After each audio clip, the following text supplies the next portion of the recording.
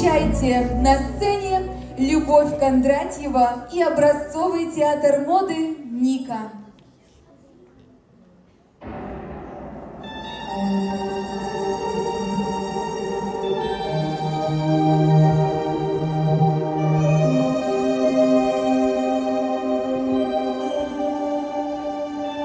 Птушка белая над краиной синя, ты вздымай свои крылья на шлях. Ой-ой, ты вздымай свои крылья на шлях. Ой, птушка белая,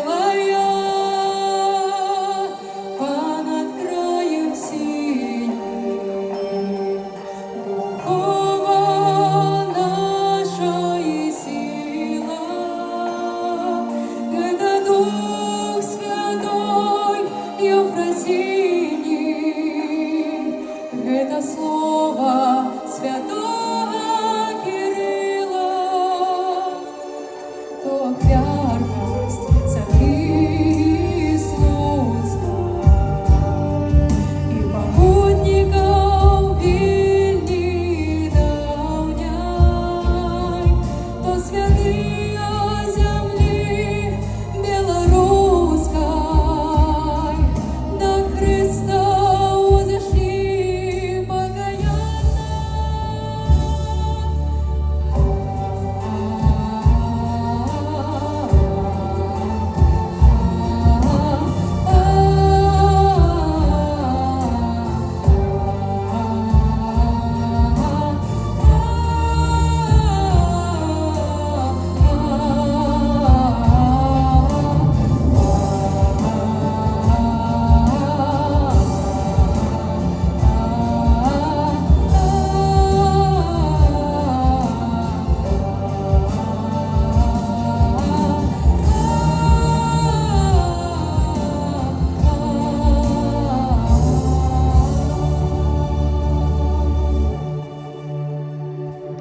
Птушка белая.